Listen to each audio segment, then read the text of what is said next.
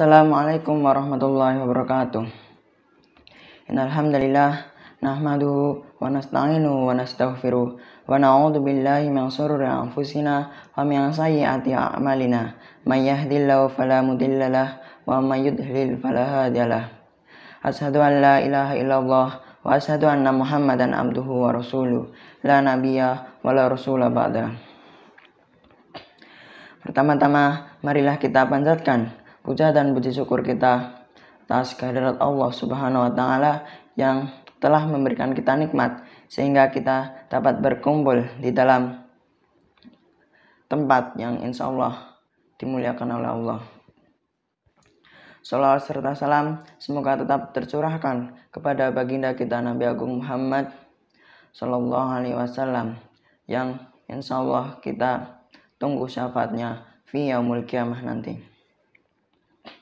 Pada kali ini dan di tempat ini saya akan menceritakan sebuah kisah tentang sahabat Rasul kita, yaitu kisah Abdullah bin Amr. Abdullah bin Amr lebih dahulu masuk Islam dibanding bapaknya, yaitu Amr bin As, dan semenjak ia dibaiat dengan menaruh telapak tangan kanannya kepada telapak tangan kanan Rasulullah Shallallahu Alaihi Wasallam, hatinya tak ubahnya seperti cahaya subuh yang cemerlang, diterangi nur ilahi dan juga cahaya ketaatan. Sejak awal Abdullah memasukkan perhatiannya terhadap Al-Quran. Setiap turun satu ayat, maka dia akan menghafalkan ayat tersebut dan kemudian memahaminya sampai dalam-dalamnya. Kemudian hingga semuanya telah selesai Al-Quran tersebut, maka Abdullah bin As sempurna.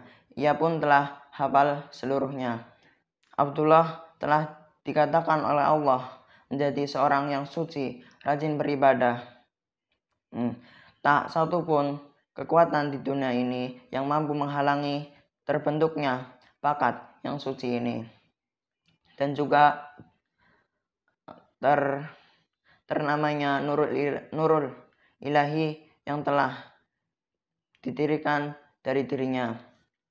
Apabila tentara Islam menuju ke medan laga untuk menghadapi orang-orang musyrik yang melancurkan peperangan dan permusuhan, maka ia akan dijumpai berada di barisan yang terdepan. Ketika perang telah usai, ia akan ditemui di mana lagi kalau tidak ditemui di suatu masjid atau musola di rumahnya. Kemudian ia juga berpuasa di waktu siang dan mendirikan sholat di waktu malam. Kemudian lidahnya tak kenal akan percakapan soal dunia walaupun tidak terlarang. Sebaliknya lidahnya tidak berhenti berzikir kepada Allah Subhanahu wa taala, bertasbih dan memujinya. Ketika perang telah usai, ia akan ditemui.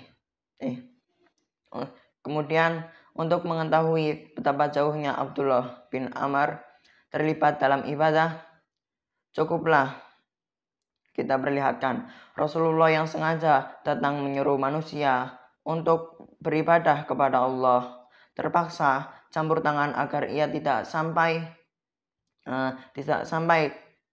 keterlaluan dan berlebihan. Demikianlah salah satu perjalanan yang dapat ditarik dalam kehidupan Abdullah bin Amr. Di suatu hari Rasulullah memanggilnya dan memberikan nasihat kepada Abdullah bin Amr agar tidak berlebihan dalam beribadah. Rasulullah bertanya, kabarnya engkau selaku selalu berpuasa di siang hari, tak pernah berbuka, dan sholat di malam hari, tak pernah tidur. Cukuplah kamu berpuasa 3 hari dalam setiap bulan. Abdullah berkata, saya sanggup lebih banyak dari itu. Kemudian Rasulullah pun menjawab, kalau begitu cukup 2 hari dalam seminggu. Aku sanggup lebih banyak lagi. Jika demikian, baiklah. Kamu lakukan puasa yang lebih utama, yakni puasa Nabi Daud.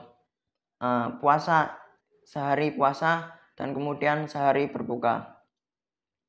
Jika demikian, baiklah.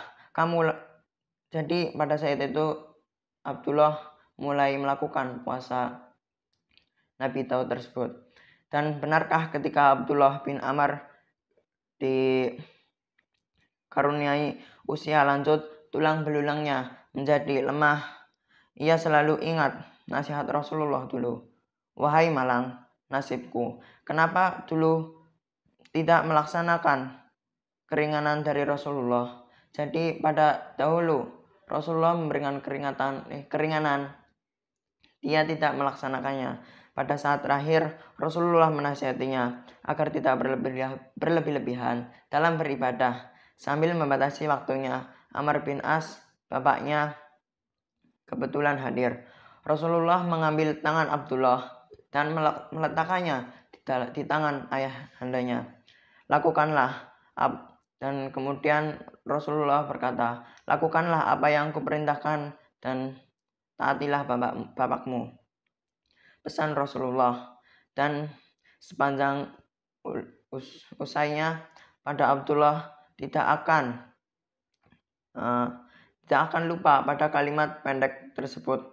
Lakukanlah apa yang kuperintahkan dan taatilah bapakmu.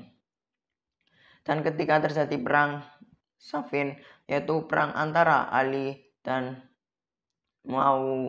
Muawiyah, untuk turut serta bersama membela Muawiyah.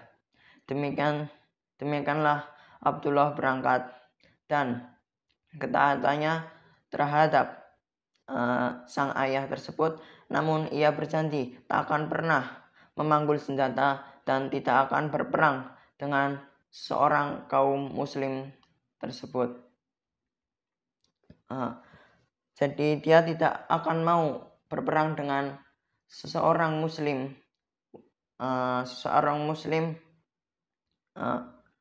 manapun. Pada suatu hari ketika ia sedang duduk dengan beberapa sahabat-sahabatnya di masjid Rasulullah SAW, lewatlah seorang Husain bin Ali bin Abi Thalib. Maka mereka pun bertukar salam. Tak kalah Husain berperilaku, berkatalah Abdullah kepada orang-orang di sekelilingnya, sukakah kalian aku tunjukkan penduduk bumi yang paling dicintai oleh penduduk langit? Dia yang baru saja lewat di hadapan kita tadi, yaitu Husain bin Ali. Semenjak perang Siffin, ia tidak pernah berbicara denganku. Sungguh ridhonya terhadap diriku lebih kukuasai daripada barang-barang apapun itu juga. Abdullah berunding dengan Abu Sa'id bin Khudri untuk berkunjung kepada Husain. Demikianlah akhirnya kedua orang mulia itu bertemu di muka rumah Husain. Abdullah bin Amr terlebih dahulu membuka percakapan hingga menjurus ke perang Siffin. Husain pun mengalihkan pembicaraan ini sambil bertanya, apa yang membuatmu hingga kau ikut berperang di pihak Muawiyah? Abdullah pun menjawab, pada suatu hari aku diadukan bapakku Amr bin As menghadap Rasulullah SAW. Kata bapakku, Abdullah ini puasa setiap hari dan beribadah setiap malam. Rasulullah berpesan kepadaku, "Hai Abdullah, sholatlah dan tidurlah, serta berpuasa dan berbukalah, dan taatilah bapakmu." Maka sewaktu perang Siffin itu bapakku mendesakku dengan keras agar ikut bersamanya. Aku pun pergi. Tapi demi Allah, aku tidak pernah menghenus pedang maupun memegang senjata melempar tombak. Dan kemudian tatkala usianya mencapai 72 tahun, ia sedang berada di musolanya beribadah dan bermunajat. Tiba-tiba datang suara memanggil untuk melakukan perjalanan yang jauh, yaitu perjalanan yang sangat mulia dan abadi yang takkan pernah kembali. Kemudian Abdullah bin Amr wafat dan menyusul mereka yang telah mendahului menghadap Ilahi. Mungkin cukup itu cerita seorang sahabat Rasulullah yang sungguh sangat semangatnya dalam beribadah. Mungkin cukup sekian. Nun wal qalami wa ma yasturun fastabiqul khairat. Wassalamualaikum warahmatullahi wabarakatuh.